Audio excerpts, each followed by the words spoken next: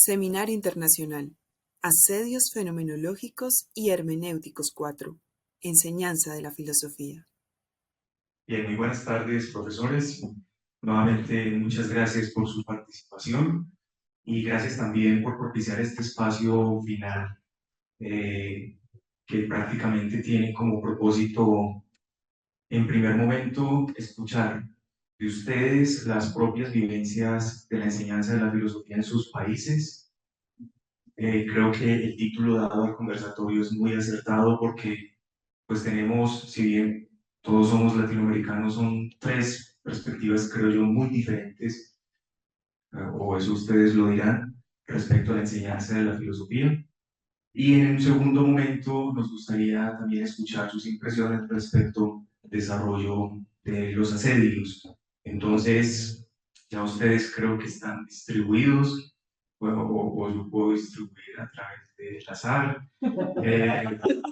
Pero nos gustaría mucho escuchar la experiencia tanto de la doctora Ana como del doctor Adriano y del doctor Maximiliano respecto a la enseñanza de la filosofía en sus respectivos contextos nacionales.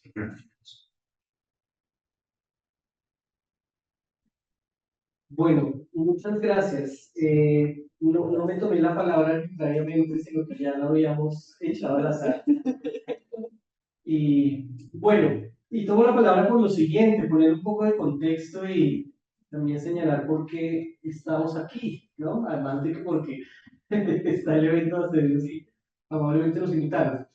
Digamos que fruto de unas iniciativas de varios países, representantes, digamos, de organizaciones filosóficas de varios países de Iberoamérica, de los cuales estuvo Adriano.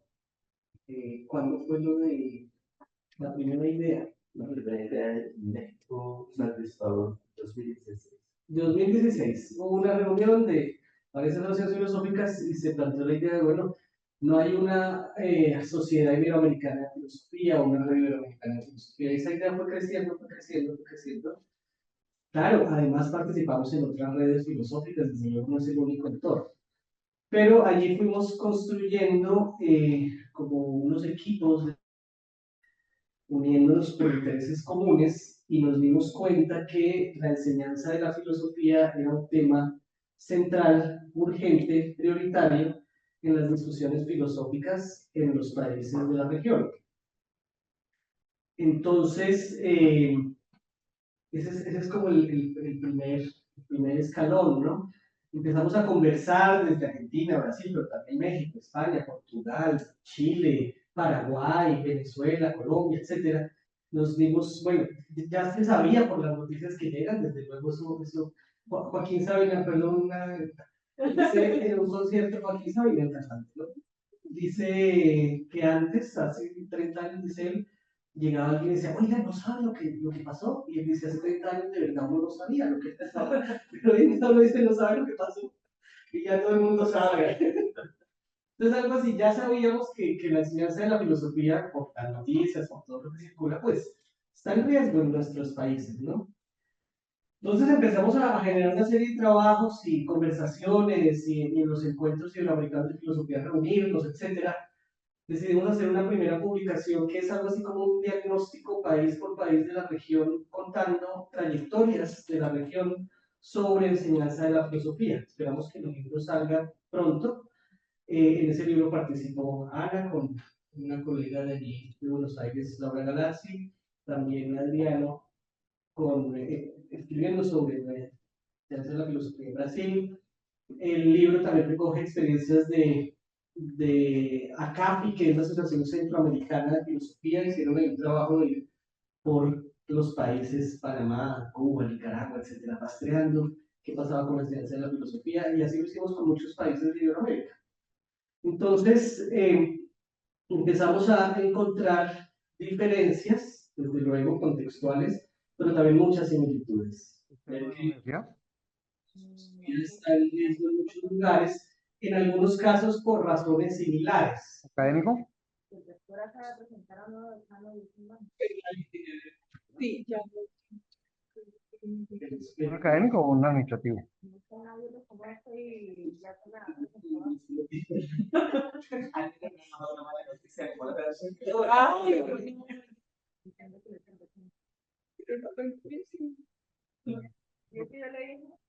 La propia cura. La propia cura, sí.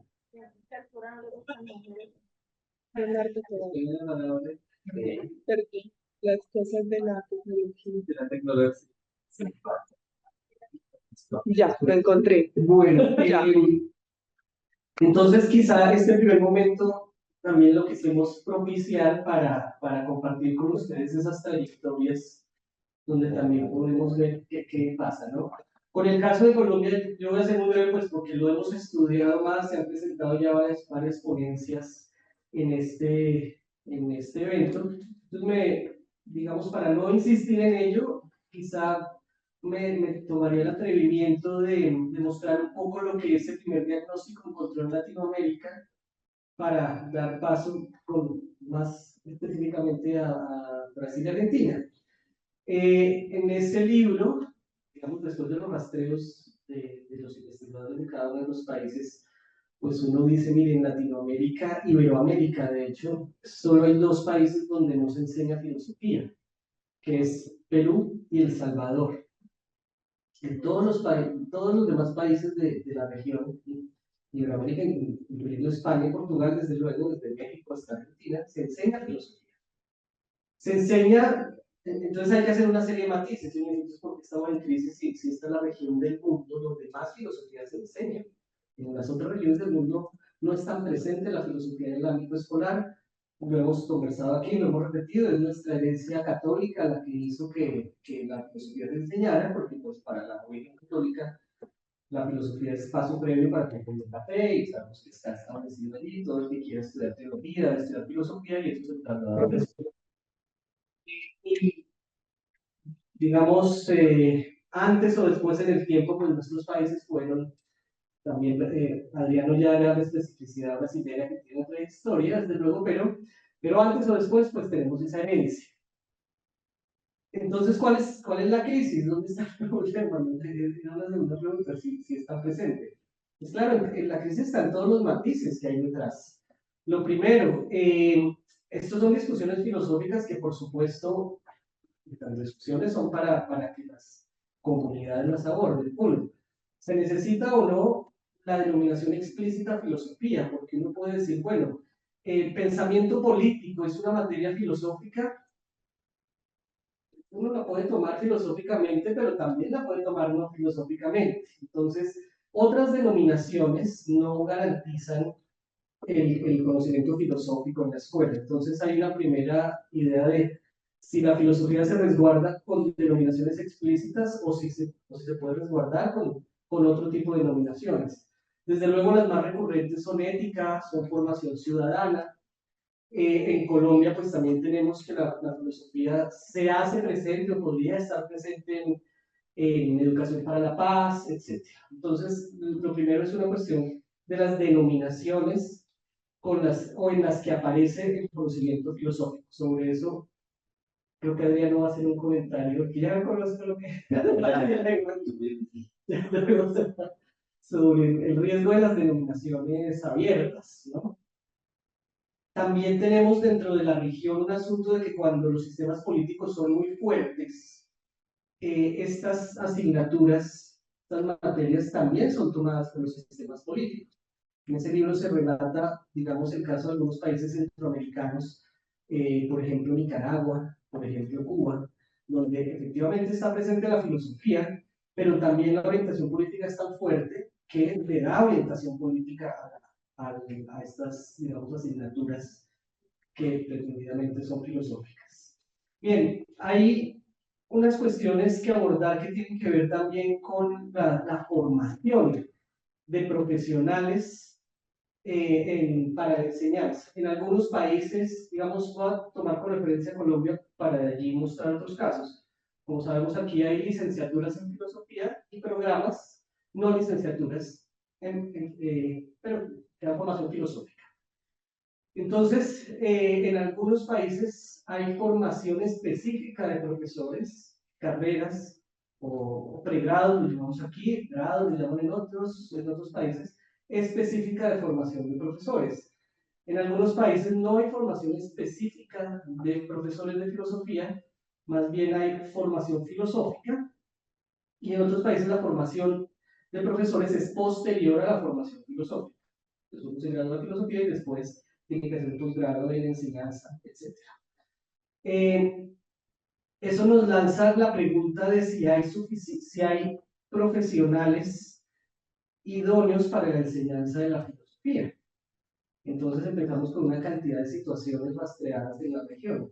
Por un lado, lo conocemos en Colombia, las personas que estudian filosofía no son siempre contratadas, entonces muchas veces las clases de filosofía las dan profesionales de otras áreas, sobre todo la clase de ética, como todos somos sujetos éticos, pues cualquiera entonces puede dar una clase de ética, porque si no, entonces es que acaso no es ético. Entonces, el problema de la idoneidad para la enseñanza de la filosofía, que va, repito, desde formación no explícita de profesores de filosofía hasta que la filosofía, como es un saber, pensar todos lo podemos hacer, éticos somos todos, entonces cualquiera lo puede hacer, ¿no? Yo pongo este caso muchas veces porque es bastante llamativo, y es que Chile logró que se enseñara filosofía en la educación, pero no tenía suficientes profesores formados. Entonces, uno, digamos, intuitivamente puede pensar que el problema es que no hay empleo para tantos profesores, ¿cierto? El caso de Chile es el contrario, no hay profesores para tantos empleos. Cuando comentábamos eso con una colega chilena, algunos decíamos, no, pues díganos si allá no. Esas son otras de las situaciones que hay, ¿no? Otra situación general, digamos, estoy haciendo como unos balances generales, es el de la invisibilización de la filosofía en los sistemas nacionales educativos. Por ejemplo, caso muy concreto en Colombia, las pruebas saber, me dan una idea de ello. Filosofía quedó por fuera de las pruebas saber y eso empieza a invisibilizar poco a poco la filosofía, pero sí, vemos los datos de los registros, que el colega que mencionaba lo de la OCDE, pues la filosofía no está, no podemos ver la filosofía en los sistemas estadísticos nacionales. Entonces uno empieza a generar la idea de que la filosofía pues está escondida o no existe, o que no es relevante simplemente. No hay que verla porque no es relevante. De nuevo hay un caso en un país que se señala que la filosofía tiene tan poquitos índices de estudiantes que para qué ponerlo en un sistema estadístico. O sea, si pusiéramos una tabla, digamos, piensen en una tabla de Excel, ¿no? Donde aquí tenemos la formación, digamos, de las que más hay es normalmente de medicina, ¿no? Si la barra de medicina es así, la de filosofía es muy pequeñita. Entonces dice, pero ¿para qué ponemos eso en un sistema si eso ni siquiera se va a ver, ¿no? Otro de los asuntos, perdón, que me devuelvo a la formación que me faltó decir algo, es la concentración de la formación universitaria en capitales. Eso es un problema regional que empieza a surgir. Quizá el caso más difícil que hemos encontrado es Perú. En Perú hay 6 universidades que enseñan filosofía para todo el país, solo 6. Y dentro de esas 6, 4 quedan en Lima. Entonces, la persona que hizo el relato sobre Perú, de hecho, el fenomenóloga Caterina Mancilla, cuando ustedes la conocen, dice, si una persona nace en un pueblo, pero no quiere estudiar filosofía, simplemente no puede. Creo que todo es muy difícil que se le ocurra estudiar filosofía porque como no se enseña, jamás se entera que eso existe. Pero si por algún motivo quisiera, le queda muy difícil porque tiene que irse a vivir a Lima y bueno, saben que para cualquier joven eso significaría. No estamos en países donde eso sea fácil de hacer, ¿no? Entonces, con relación a la formación, perdónenme, es la concentración de la formación en las ciudades capitales. Ese argumento, por ejemplo, está siendo visto para la educación virtual. Si la salida va a ser la educación virtual o si los gobiernos tienen que sacar a la filosofía de las capitales, la filosofía presencial, y ponerla presencial en regiones. Claro, por supuesto, cada país tiene situaciones diferentes. Y el último elemento que quiero señalar para darle la palabra a mis colegas es el de digamos, todo esto que mencionaba es como de administración educativa, si uno quiere, pero el último elemento tiene que ver con los conceptos con los cuales construimos este campo de la enseñanza de la filosofía. Y habría ahí dos cuestiones que quiero mencionar. Uno, la tensión latente sigue allí entre la filosofía y la pedagogía. Si con discursos filosóficos abordamos el campo o si no, y tiene que ser con discursos pedagógicos, que nos lleva a una cantidad de cuestiones, por ejemplo, con quién nos identificamos, con qué comunidad, por ejemplo, los profesores de filosofía, si se identifican más con la comunidad filosófica de un país o se identifican más con la comunidad pedagógica de un país, ese tipo de cosas. Y el segundo aspecto que sí es el argumento de la utilidad, ¿no? Eh, si bien siempre hemos señalado que la filosofía, las ciencias sociales, las humanidades incomodan a los sistemas, el argumento que subyace a esta preocupación por la crisis de la enseñanza de la filosofía y por los intentos de sacarla de los espacios educativos, el argumento quizá no es tanto la incomodidad, sino la inutilidad. A no ser que la inutilidad sea una manera de incomodidad, bueno, eso lo podemos discutir. Pero el asunto es que se le pide a la filosofía, bueno, ¿y usted para qué sirve? Y entonces, por un lado, la filosofía dice, no, a mí no me pide utilidad porque yo soy un saber al margen de cualquier utilidad. Esa es una manera de abordar la cuestión. La otra manera es, bueno, no, yo sirvo para esto, y entonces alguien en algún ministerio valorará si esa utilidad es relevante o no es relevante, ¿no? Entonces, ¿cómo el sistema educativo, de nuevo en esa tensión, nos lanzó la exigencia de utilidad, nos lanzó esa exigencia recientemente y muchas comunidades están, digamos, viendo cómo responder a esa cuestión. Bueno, yo voy a cerrar ahí para darle la palabra. Buenas noches. Todavía no son noches. Está oscurito afuera, pero debe ser, está nublándose. Voy a ver si sigo un poquito el hilo que planteó Maximiliano, refiriéndolo a Argentina. En Argentina se enseña filosofía en la educación obligatoria, de tal manera que en realidad cualquier joven argentino debería haber tenido al menos una asignatura de filosofía cuando termina su nivel secundario. Esto no siempre fue así. La obligatoriedad de la educación secundaria completa data del año 2006, y como filosofía siempre estuvo en el último o los dos últimos años, y antes la obligatoriedad llegaba hasta los 15 años, ese acceso no era obligatorio y era un derecho para todas y todos, sino que ahora sí se volvió un contenido, una actividad, una disciplina a la que deberían acceder todos los estudiantes del país.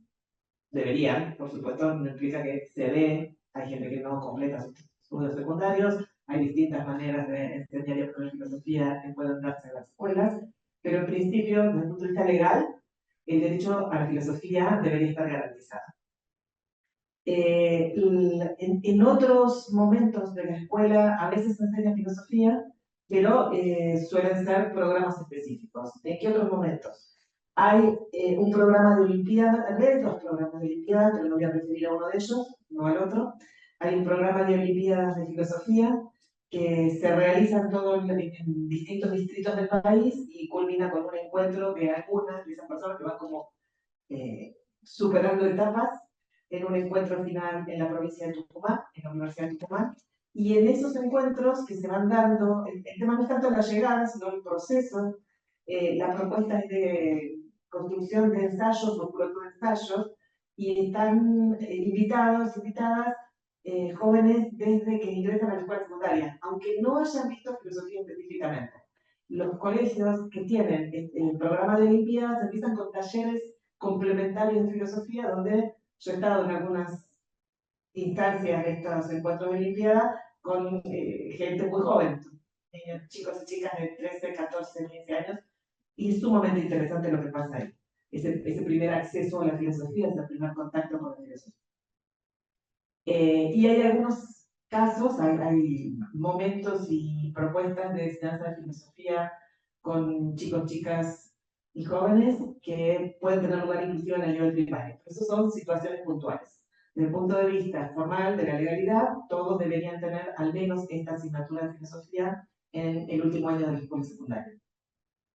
En Argentina, la organización del plan de estudios depende de los distritos, de las provincias y de la Ciudad Autónoma de Buenos Aires. Con lo cual ahí hay diferencias, pero hay un Consejo Federal de Educación, a donde asisten todos los ministros de cada provincia, y filosofía forma parte de lo que se llaman los núcleos prioritarios, que son algunas asignaturas tienen un documento que indica cuáles deberían ser los contenidos que deben aparecer en la propuesta de todas las provincias. No todas las asignaturas lo tienen desde el punto de vista político-educativo. Eso es muy importante porque visibiliza la filosofía como un aspecto importante de la formación. Entonces es un argumento ante las situaciones en las que se propone quitar filosofía de currículum. En este momento, uno de esos distritos, que es la Ciudad de Buenos Aires, está en proceso de una reforma realmente muy estructural de la escuela secundaria, que apunta a eliminar las asignaturas. Así, nomás. Y tener como proyectos de trabajo, talleres y cosas similares, pero que van a suponer trabajo conjunto entre docentes de distintos titulaciones de base. Con lo cual, el tema de la dilución de los contenidos aparece en el horizonte. Todo esto está muy en proceso, todavía no está claro, pero estamos muy atentos a lo que está pasando justamente por esto. Lo único que se ve así en el horizonte con cierta claridad es algo tipo un taller de grandes pensadores. A mí me preocupa muchísimo porque me parece que yo insisto cuando formo docente de filosofía en que no se trata de enseñar a fulana o a mengano, que en todo caso cuando uno enseña filosofía enseña problemáticas filosóficas y luego va a conversar con fulano o con mengana, ¿no? Tiene interlocutores interesantes para discutir problemas, pero ¿qué querría decir enseñar Sócrates? ¿Qué es Sócrates? ¿De qué manera? ¿Qué problemática? ¿Qué aspecto? No puede querer discutir ciertas cuestiones para las que Sócrates es un gran interlocutor. Pero si el tema es taller de pensadores, que además pensadores, no dice filósofos ni filósofos tampoco, con lo cual, bueno, no podría enseñar Freud, o podría enseñar Darwin, porque creo que nadie le negaría el título de grandes pensadores, o Einstein. Y la filosofía, ok, Einstein tiene un texto con reflexiones filosóficas, pero claramente no es un filósofo, y el texto tiene un parentesco con lo filosófico, pero no es un texto de filosofía. Con lo cual eso nos tiene un poco preocupados. Con respecto a la tradición de la enseñanza, si bien sí, efectivamente, los primeros aspectos históricos que se hace de la filosofía están vinculados a la Iglesia Católica, a fines del siglo XIX, Argentina tiene, estuvimos escuchando algunas cosas, yo decía, bueno, los paralelos y las diferencias entre Colombia y Italia, Colombia y Argentina. A fines del siglo XIX, Argentina, después de un periodo de guerras civiles muy largos, hacia mediados logra darse una constitución y comienza un periodo de, el nombre que se le ponga va a depender de las perspectivas históricas y políticas que uno tenga, pero supongamos de organización de esa nueva nación que se forma a partir de esa constitución. Lo que se conoce en Argentina como la generación del 80 tiene una mirada liberal, en el sentido amplio, del tema y se instala en 1800, si no me acuerdo la fecha, pero 1800 y tantos, cerca del final del siglo, 1860 y pico, 70 y pico, la ley 1420, que instala la educación gratuita y obligatoria para niños y niñas de todo el país, la educación primaria, pero además tiene que ver con todo un movimiento de separar Iglesia de Estado. Aparece esta educación que no la da la Iglesia puede darla, pero el Estado tiene que garantizar el acceso a la educación por fuera de la Iglesia, y suceden otras cosas como hay un registro civil, bautismos, entierros y casamientos, ahora pasan por el Estado y no por la Iglesia.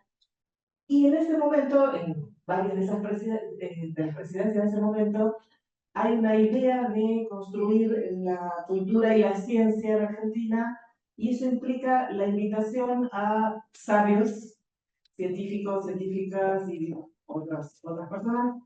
En el caso del sistema científico, son la mayoría alemanes, pero en el caso del sistema educativo, y sobre todo en un caso muy particular, que es el de Mathieu Jacques, es un filósofo y profesor de filosofía francés, que había hecho un manual de filosofía, que este manual de filosofía se había traducido al castellano en España, y Jacques se exilia, que pertenece al eclecticismo de Víctor Cousin, esa tradición, se exilia en Argentina y se convierte, después de muchas peripecias, en el rector del Colegio Nacional de Buenos Aires, que es el colegio mayor directamente dependiente de la Universidad de Buenos Aires. Y Jacques propone este manual de filosofía y su programa de filosofía para el Colegio Nacional de Buenos Aires, termina convirtiéndose en el programa de filosofía de todo el país durante todo el siglo XX.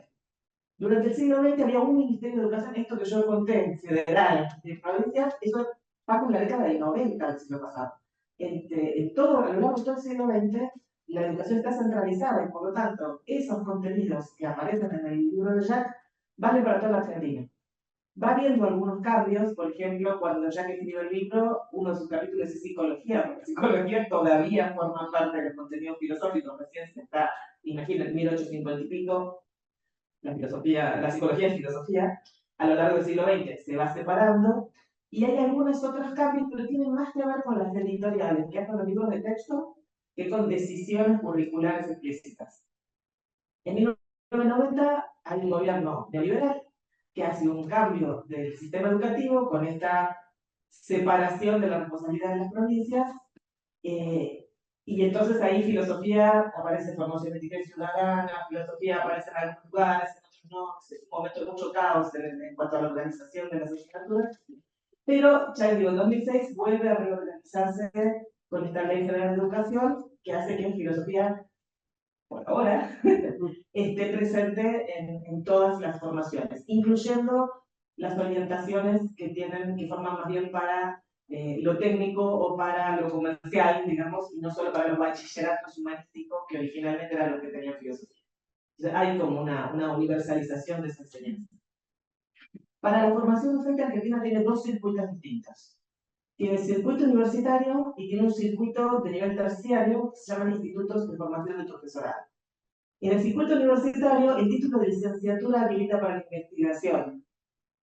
En cambio, el título de profesorado que habilita para la enseñanza. Es distinto. Si ustedes dicen yo soy licenciado en Argentina, nadie les va a dar trabajo en una escuela. Que se supone no tienen formación docente. ¿Sí? Usamos la palabra de manera distinta. Y los institutos de profesorado forman exclusivamente, no exclusivamente, centralmente para la enseñanza. Algunos de ellos, hay muchos, también forman para la investigación, pero no todos. Pero la gran ventaja que han tenido es que esto de hasta principios del siglo XXI, también en Argentina las universidades solían estar en las capitales de provincia. Argentina es muy extensa y tiene zonas muy densamente pobladas en poco espacio y zonas muy poco pobladas en amplios espacios. ¿Sí? Uno puede tomar un auto y andar 2 horas por una ruta a la Patagonia y no encontrar un ser humano, no una ciudad, una persona. Entonces, en esos lugares las ciudades son realmente, genuinamente.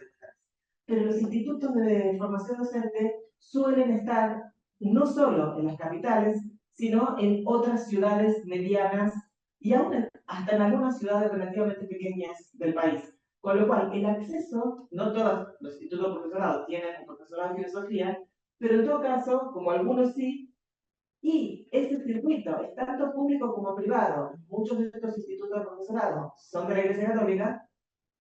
La posibilidad de acceder a un profesorado de filosofía era relativamente accesible. No en la universidad, pero sí en este circuito de los institutos de profesorado.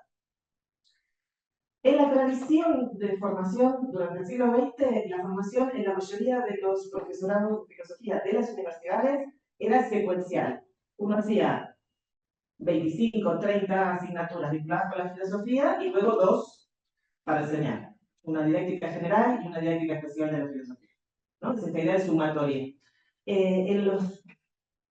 Durante el siglo XXI en general, las sucesivas reformas en distintas facultades de filosofía hicieron que este formato empiece a cambiarse en una dirección que yo estimo correcta. De hecho, yo participé en algunos de esos cambios, que es que todos quienes enseñan sean conscientes de que están formando futuros docentes. Por lo tanto, aunque yo esté enseñando metafísica, tengo que No es que tengo que enseñar a hacer metafísica, pero debo tener en mi horizonte esa idea, porque uno muchas veces enseña no explícitamente, dice, bueno, cuando ustedes vayan a un congreso van a tener que hacer esto. Pero es raro que el profesor o la profesora de metafísica diga, cuando ustedes sean docentes, no que tenga que hacer, que tenga una unidad de ustedes de profesorado, pero sí que tenga en su horizonte esa idea, y además que haya asignaturas más distribuidas a lo largo de los semestres. Tenía acá, Argentina no hablaríamos de 4 primeros años, ya desde un momento más temprano de la formación, como que haya una conciencia de que quien estudia esta carrera se está formando para la docencia. El tema de la enseñanza de la filosofía como problema filosófico en Argentina es un problema que se viene trabajando desde la década del 80, desde la segunda mitad de la década del 80, 1980. Comienza, ya en ese momento comienza el planteo de esta cuestión, tanto desde el punto de vista teórico, reflexivo, filosófico, como desde discusiones concretas del currículum, demandando que quienes están a cargo de asignaturas como didáctica de la filosofía provengan de la filosofía y no de las ciencias de la educación. Provengan de la filosofía y se dediquen a la enseñanza de la filosofía como su tema de investigación. El central, o al menos parcial, pero tiene que ser gente que venga de ese lugar. No se supone que saber mucha filosofía implica que uno la sabe enseñar, posición que uno puede escuchar. Yo escuché gente decir, filosofía es su propia didáctica. Si uno es bueno en filosofía, sabe estudiar filosofía. Ni tampoco la idea que la formación es una materia de filosofía, una materia de ciencia de la educación entre gente que nunca habla entre sí, porque no tiene nada que ver, y los alumnos en algún momento en sus cabezas contarán las cosas o en su práctica, sino más bien la idea de una formación integrada. Esto no implica desconocer que hay trabajo en la pedagogía o en la ciencia de la educación que es relevante para nosotros, pero que la formación de un docente de filosofía tiene que tener que ver con esta discusión sobre la enseñanza de la filosofía como un problema genuinamente filosófico que también tiene un aspecto de oficio o de práctica. ¿Sí? Pero tiene que tener esas dos caras, de una reflexión filosófica sobre la enseñanza de la filosofía y de una praxis que tenga que ver con esa reflexión, que de alguna manera exprese y a su vez retroalimente esa reflexión. Eso desde la década desde los años. Yo creo que recuerdo el primer proyecto de investigación que se llamó Programa para el Mejoramiento de la Enseñanza de la Filosofía de 1991, y las primeras cátedras de Guillermo Viols, que es el caso que yo conozco mejor, donde hay alguien de filosofía que enseña dialéctica de la filosofía, es de la recuperación democrática, de los nuevos concursos después de la caída de la dictadura, o sea, 1985, 1986. Ahí ya empieza esta tradición. No solo en Buenos Aires, sino en otras universidades, al principio en Córdoba y en Salta, y en San Luis, y luego se distribuye. En este momento hay una comunidad bastante importante proporcionalmente, o sea, no en números absolutos, sino proporcionalmente a campo, de gente que trabaja como tema principal, tesis de doctorado en enseñanza de la filosofía, y hay investigadores de CONICET cuyo tema es la enseñanza de la filosofía. Había investigadores de CONICET hasta el año pasado. Ahora veremos. Mis compañeros se burlan, no me esperan que yo dijera por ahora o hasta ahora, porque ustedes saben que los cambios políticos en Argentina son bastante extremos en este momento y todo este tipo de cosas es por ahora. ¿Qué más se me está escapando? De lo que planteaste como ejes. Bueno, creo que no.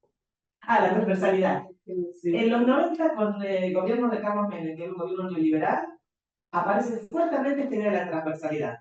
Formación ética y ciudadana y filosofía te la veo para la próxima.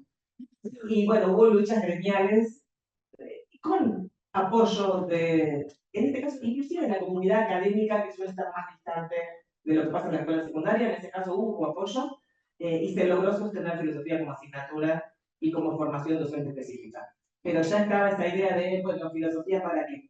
Y una cosa que veníamos conversando estos días con los colegas es que el tema de filosofía en la escuela suele ser complejo. ¿Por qué? Porque, por ejemplo, en Argentina, durante la dictadura militar, no se quitó filosofía de la escuela. Porque nadie suponía que la filosofía era revolucionaria e iba a cambiar el mundo. Porque la mirada de la Iglesia Católica era totalmente adecuada y adaptada. Claro, nadie iba a enseñar Marx, ¿sí? A la escuela secundaria. No era una buena idea en ese momento. Pero podía enseñar neotomismo, por ejemplo, con total felicidad, fenomenología en la tradición católica de la fenomenología era un tema presente, y aún no católica. la idea de que la filosofía se mantenía en el secundario tuvo mucho que ver con esa percepción de la filosofía. La contracara de eso es que a veces se supone que la filosofía es un saber aristocrático o aristocratizante que solo para gente que ya tiene resueltos todos los otros problemas de su vida, porque no va a cambiar el mundo, sino que simplemente se adecua a una cierta cultura, alta cultura, ¿no? Como ciertas artes. Yo no acuerdo, no sé si se escuchan las comillas en lo que estoy diciendo, no acuerdo con esa idea, pero sí es a veces un argumento difícil.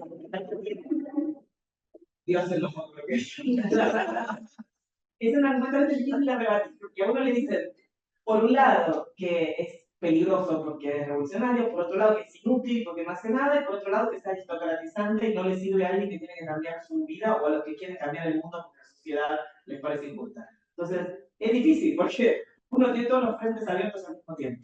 Y por supuesto es inútil porque nadie discute la matemática o la lengua para qué están, pero sí discute para qué filosofía. Y creo que con eso más o menos cubrí los aspectos, después si no tenemos igual tiempo de conversar. Muchas gracias. Yo voy a compartir un poco con estos temas, teniendo en consideración la historia de esta presencia de la filosofía en Brasil. La situación de Brasil es muy curiosa porque nuestra primera universidad tiene poco más de 100 años y también la escuela pública generalizada, aunque dentro de las partes, tiene también menos de 100 años, como 1935 fue la primera reforma que definió que era necesaria una ampliación de la enseñanza para más allá de las escuelas centralizadas en pocas partes del Brasil. Por ejemplo, en fines del siglo XIX había como 5 escuelas en Brasil, escuelas vinculadas al gobierno federal, al imperio, y después. Entonces es muy peculiar y la presencia de la filosofía fue diluida a lo largo del tiempo, en estos 100 años, en la enseñanza católica principal. Las escuelas que llamamos de confesionales son las escuelas vinculadas a la iglesia, como salesianos y tal. Y ahí la filosofía estuvo siempre presente. Y muchas veces de temas muy interesantes, no necesariamente vinculado a una enseñanza con perspectiva religiosa. Aún hoy, en todas las escuelas católicas, la filosofía es regular y constante. Pero al contrario de Argentina, en Brasil la filosofía siempre fue asociada a una posición política. Y no sé por qué, porque también, de verdad, nunca las clases fueron utilizadas como bases revolucionarias de transformación de lo que sea, pero asociaron la filosofía y las humanidades en general a, a una movilización política, una concientización que no aceptaban. Entonces, con la dictadura en Brasil en 1964, unos pocos años después, en 71, hubo una reforma radical de la enseñanza básica y la consecuencia más inmediata fue que las escuelas públicas, unas pocas, se concentraron en formar una élite para acceder a la universidad y en general las escuelas regionales, locales, deberían ofrecer una enseñanza técnica. Una de las habilitaciones era magisterio, para ser docentes de escuelas regionales y tal, y otras cosas técnicas, como contadores, sí, formaciones técnicas en general. Con esta reforma de 1961, que había un carácter muy tecnicista, no hubo espacio para la filosofía.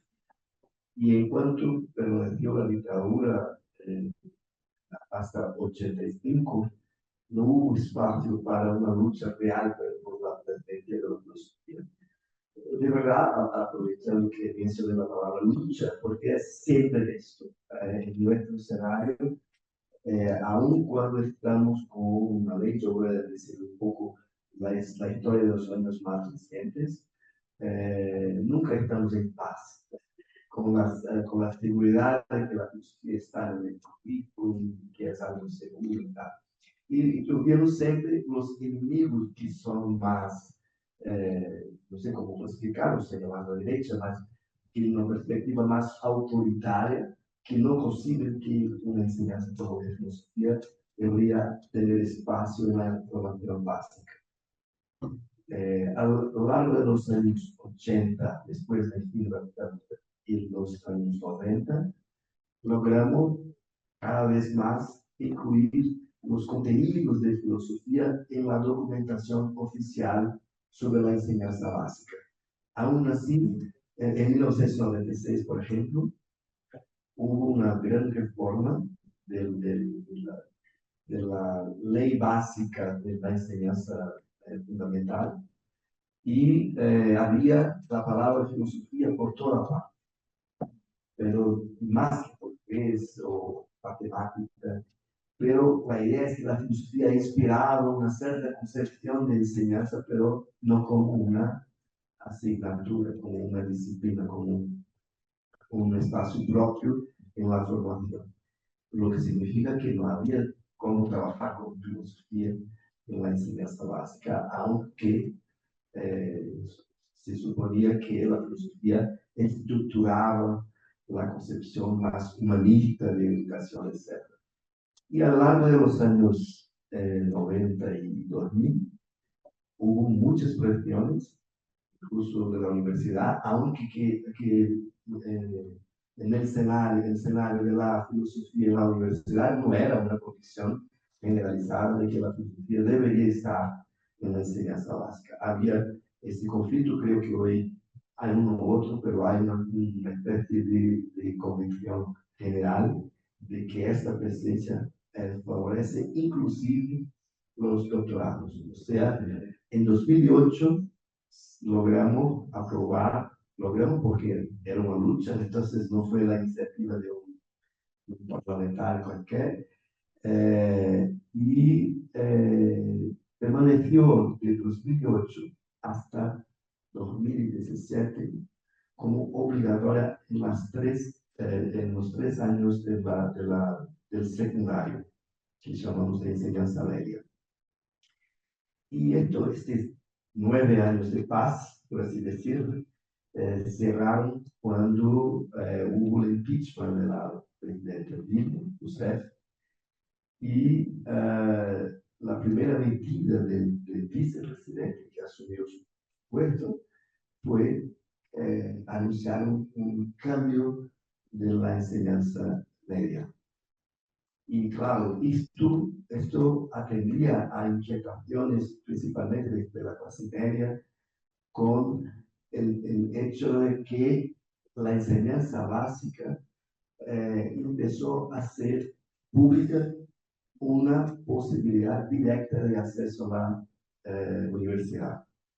Había en el odio con el gobierno Dilma, Lula y tal, una inquietación de muchos con la ampliación de la universidad. Entre 2010 y 2020 se duplicó el tamaño de la universidad, hace 10 años se duplicó el número de estudiantes, el número de docentes, no tanto el número de universidades, pero las universidades se expandieron y con eso la idea de la universidad como un privilegio, como un señal de ascensión social de una clase muy específica, se fue perdiendo y hoy, en las universidades públicas, cerca del 70% de los estudiantes provienen de la escuela pública. Y eso, claro, hay opositores de esto. En lo que respecta a la filosofía, en estos 10 años, nosotros como universidad, como los que pensamos la enseñanza y la presencia pública de la filosofía, no solamente en la enseñanza básica, buscamos medios de no pasar lo que pasó en Chile. O sea de tener condiciones de ofrecer al sistema educativo licenciados, llamamos como acá, el profesorado, y hoy hay una situación muy peculiar. Y ahí creo que cabe mencionar que la presencia de la filosofía de la enseñanza básica tiene dos opositores básicos en Brasil y constantes. Un más antiguo y otro más reciente. El más antiguo es esta asociación de la filosofía con emancipación. No es una cuestión de marxismo solamente, pero también es comunismo y tal. Y de verdad casi no se estudia Marx en Brasil hoy, lamentablemente. Pero esto, la idea de que la filosofía forma para una conciencia crítica, entonces no tiene el pudor de decir que no le gusta esto, no es necesario que sea comunista para que no le guste. Y ahí hay una oposición, entonces los gobiernos más a la derecha en general se oponen a la presencia de la filosofía en la enseñanza básica. Y especialmente en los años del gobierno Bolsonaro fue muy difícil porque su ministro de Educación, Mario Lavero, era un opositor sistemático de la enseñanza de filosofía en específico. Bueno, ahí esto lo llevaría muy lejos, pero esto es constante. Entonces, donde se enseña filosofía, hay una amenaza a la familia, la estabilidad de la sociedad, etc. Y esto, bueno, siempre aparece. Y hay una oposición que tiene que ver con los cambios educacionales más generales. Y ahí esta idea de una interlocución iberoamericana dejó bastante claro que hay una movilización más general en el sentido de cambiar la concepción de la enseñanza en general. Y ahí yo voy a mencionar un poco eso. Bueno, en 2017 hubo esta reforma y logramos mantener el nombre filosofía como una de las disciplinas que debería estar presentes en este gobierno, que no era favorable, pero en el Parlamento, en el Congreso Nacional, no logramos derrotar la ley, pero poner el nombre de filosofía como uno de los contenidos que debería estar presente. Ahí, en 2018, aprobaron una base nacional común curricular. Este es el nombre, que es el documento, no es un documento legal, pero tiene poder de regular la enseñanza del currículo nacional. Es orientador porque en Brasil los estados son responsables por la enseñanza media. Y el gobierno federal puede trazar directrices más generales, pero en los estados es donde se define el currículo. Y no se sacó la disciplina, no se revocó esta ley de 2008.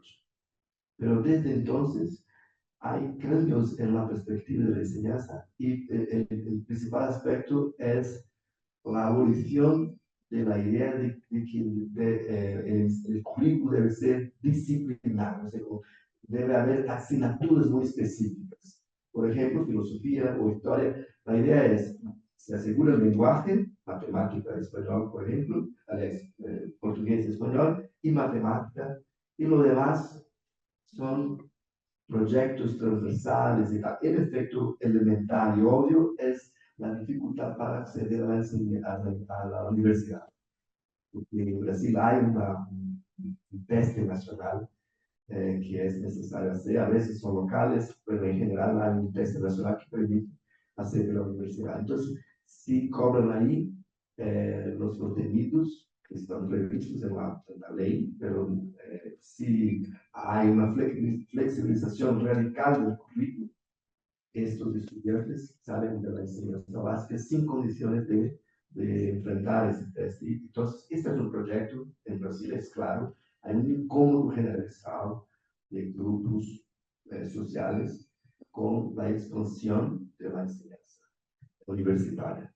Y también desde 2008, si no me engano, 2006, hay cuotas de acción afirmativa, de ingresos de los que salen de la escuela pública, negros, indígenas, de comunidades negras tradicionales, y hay en cada universidad una cantidad de ingresos reservados para esos grupos. ¿Qué tenemos para un poco concluir? ¿Cuál es nuestra situación actual? Estamos en expansión permanente de la enseñanza universitaria, no de los cursos de grado, principalmente posgrado. En los últimos 15 años salimos de 20 cursos de posgrado, maestría y doctorado, para 57 ahora, en este momento. En este año se aprobó más 5. Y creo que esto no va a se ampliar mucho, pero tenemos algo muy interesante conectado a la enseñanza básica, que es una maestría profesional en red nacional, en que 25 universidades por todas partes de Brasil, de Amazonia a cerca de Uruguay, 25 universidades ofrecen maestría profesional para los docentes que están actuando en la enseñanza básica. Entonces tenemos una cosa extraordinaria, de verdad, pero no tenemos más garantía de que en los concursos para el profesorado habrá, está indefinido legalmente. O sea, con esta idea de que la filosofía es obligatoria y con esta base nacional común que dice que los contenidos son, pero la asignatura no. Tenemos, en algunos estados no se abre más concursos para docentes de filosofía. Y ahí hay una división que tiene que ver con una concepción muy conectada con la OCDE, como llegamos a ver que es, aquí, a ver, creo que martes, ¿no fue? Me acuerdo ahora, miércoles 5, y la, la idea, el efecto principal para la filosofía es la idea de que la filosofía es también, como cualquier otra asignatura, un conjunto de habilidades que se adquieren. Pero peor para la filosofía es que es una habilidad general, como una especie de nostalgia de la unidad perdida del conocimiento. Esto va del neoliberal a veces al humanista. Y esto hace con que se comprenda que, bueno, podemos tener filosofía como una especie de proyecto transdisciplinar que puede conectar los saberes y volver a través de la modernidad y unificar este conocimiento. Pero ¿dónde esto? En proyectos, y eso se puede hacer sin los docentes de filosofía. Entonces hay una pérdida de especificidad. ¿Qué tenemos entonces para concluir? Porque podemos también un poco, bueno, si tienen dudas, curiosidades, podemos decir. Estamos aún en la agitación de prepararnos para estarmos en condiciones de atender a esta grande demanda de la sociedad por docentes de filosofía. Entonces hay una consolidación de las iniciativas de los años 2010. Ahora estamos plenamente ahí, pero no, hay una inseguridad general en relación a la presencia de la asignatura de filosofía en la enseñanza media. En en este mes, dos cosas se pasaron que tienen que ver con este esfuerzo. La creación de una Asociación Nacional de Profesores de Filosofía, ahora hace 4 semanas, y hace 3 semanas la primera Olimpiada Nacional de Filosofía. Y todo esto aún en el espíritu de que no nos van a sacar. Estamos movilizados, tenemos en esta asociación ya más de 1,000 personas en 3 semanas, la expectativa de tener 10,000 asociados y haber movilización permanente en el sentido de mantener, porque no es solo una cuestión de trabajo, de tener dónde trabajar, pero una concepción de que la filosofía sí es importante para una formación completa. O sea, hay una utilidad, pero no es utilidad, por ejemplo, de saber argumentar o de saber escribir con clareza, entonces es bueno para el lenguaje, o saber calcular bien, bueno, lógica, matemática, o sea, esta idea de que tenemos de no justificar todo el tiempo, pero la idea de que hay a la filosofía ofrece una, una forma de manejar el pensamiento que sí es fundamental para la sociedad en general, para la política, para una formación integral.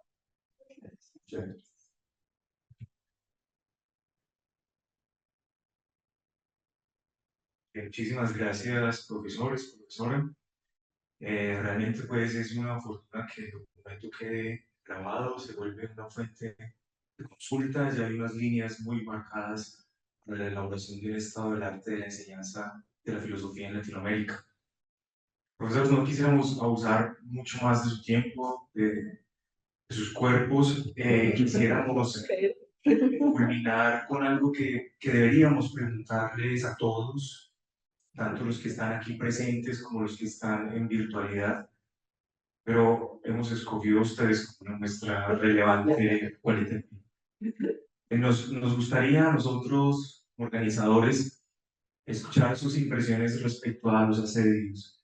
Si cumplen con sus expectativas, si cumplieron con los objetivos del seminario, porque seguramente lo tendremos en cuenta para la próxima versión que ya la estamos pensando con el profesor Gerson, justamente. Entonces, entonces quisiéramos oírlos a ese respecto ya para terminar.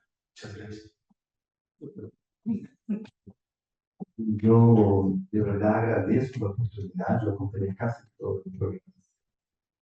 Y creo que podría destacar, además del interés de cada presentación, la diversidad de abordajes, de perspectiva y bueno, unas cosas más técnicas, conceptuales, otras en diálogo con cuestiones muy presentes.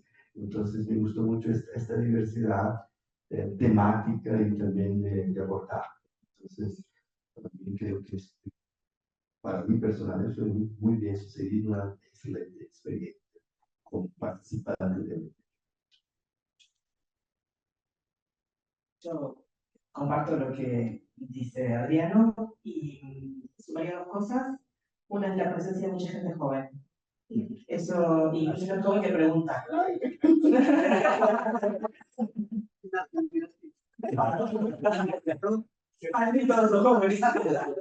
No, pero de veras muchos estudiantes, inclusive estudiantes de primer semestre o segundo semestre, que levantan su mano, preguntan, son escuchados, sientan el diálogo. Y eso a mí me parece que siempre es un gran enriquecimiento, porque hay perspectivas diferentes. Esto de poder escucharse entre pensamientos distintos, lugares diferentes, vínculos territoriales, que se habla mucho del anclaje en el territorio, o desde la abstracción, pero poder entrar en diálogo. Y creo que el problema de la filosofía suele tener un poco esa ventaja, y es que suele abrir al diálogo porque compartimos problemas muy concretos. Y entonces creo que nos habilita a hacer esfuerzos para entendernos más que cuando trabajamos otros temas filosóficos en los que por ahí no, cada uno viene de su tradición, ha trabajado en su tradición y por ahí conversa con los de su tradición, mucho más que con otras tradiciones. Y esto para mí ha sido una experiencia vital, que este grupo de investigación en el que yo estoy y la cátedra en la que yo trabajo, las personas vienen de perspectivas muy distintas. En los 80 y los 90 también se hablaba muy claro de analíticos y continentales, y en este grupo habíamos analíticos y continentales franceses y continentales alemanes. Continentales es esta bolsa en la que entra casi cualquier cosa. Y se pudo construir un trabajo conjunto, creo que por el problema compartido, así que me parece que ese eje siempre habilita una posibilidad de encuentro que es interesante. Y esta diversidad a mí me parece muy rica por una razón egoísta, en que soy curiosa y me encanta escuchar otras perspectivas que quizás no son las que yo trabajo habitualmente, como la vida no es infinita y el tiempo tampoco, una querría poder ver de todo, pero en general no puede, Y estas son ocasiones en las que uno puede acercarse a mil ventanitas, aunque quizás no pueda luego entrar, pero a mí me enriquece un montón. Inclusive a veces detectar, pues esto me suena con lo que yo hago, aunque viene de una perspectiva diferente. ¿Qué habrá aquí en lo que podríamos dialogar? Y eso me pareció muy interesante. Y creo que hay un clima que lo habilita, que eso no siempre es fácil en un congreso de filosofía o en un seminario de filosofía. Esto que empecé diciendo, que un estudiante del primer semestre levanta su mano, habla, y todo el mundo lo escucha y le responde con total seriedad, creo que tiene que ver con un clima de encuentro que no siempre es fácil encontrar, que se dé y me parece muy rico. Así que bueno, muchísimas gracias el café. Que no es poco, porque los cuerpos necesitan también para poder. Bueno, yo estoy muy agradecido realmente y sigo estando agradecido desde que empecé hasta que termina el evento. Me gusta mucho que la continuidad, digamos, la presencia continua en las conferencias va haciendo que se dejan las preguntas, que se avancen las preguntas, ¿no?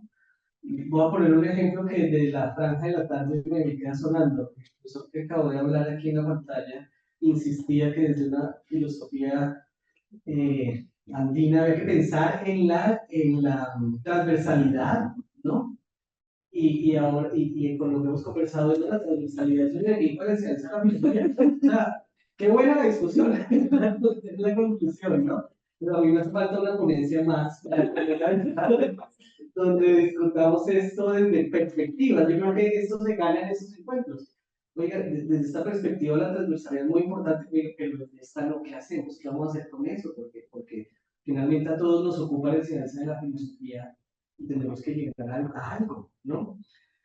Y yo debo decir que cuando se empezó a hablar de este asedios fenomenológicos, hace, bueno, ya un año, no recuerdo cuándo, cuyo tema era la enseñanza de la filosofía, yo venía con mucho temor, porque a mi manera de entender, muchas de las preguntas fundamentales hoy de la enseñanza de la filosofía, asociadas a una filosofía de la educación, digamos, en mi comprensión de la filosofía, son preguntas fenomenológicas y hermenéuticas. Algo en mi ponencia intenté aproximarme a la idea de cuál es el sentido de la escuela. Al final, aquí está el juego, es cuál es el sentido, cuál es la esencia de la educación, ¿no? El problema de que se reclama utilidad a la filosofía en el fondo es que consideramos que el sentido de la educación es alinear los sistemas productivos, lo que te comentaba con la OCDE. Y ahí, a mi manera de entender, son preguntas, digamos, que están buscando el sentido de las cosas, ¿no? O sea, a mi manera de entender, necesitamos la fenomenología y la hermenéutica para poder orientar las discusiones de filosofía de la educación en general y de enseñanza de la filosofía. Entonces, cuando se empezó a hablar de estas, yo dije, uy, qué susto, hablar con los que son de la enseñanza de la filosofía. Entonces, yo me voy como muy agradecido de poder situar estas preguntas con colegas, tanto de interculturalidad, por lo que mencioné, como de fenomenología hermenéutica, porque me parece que en ambas corrientes hay preguntas fundamentales para estos temas. Hay preguntas fundamentales que se necesita abordarlas desde estas perspectivas para poder avanzar. Pero muchísimas gracias. Un aplauso para nosotros.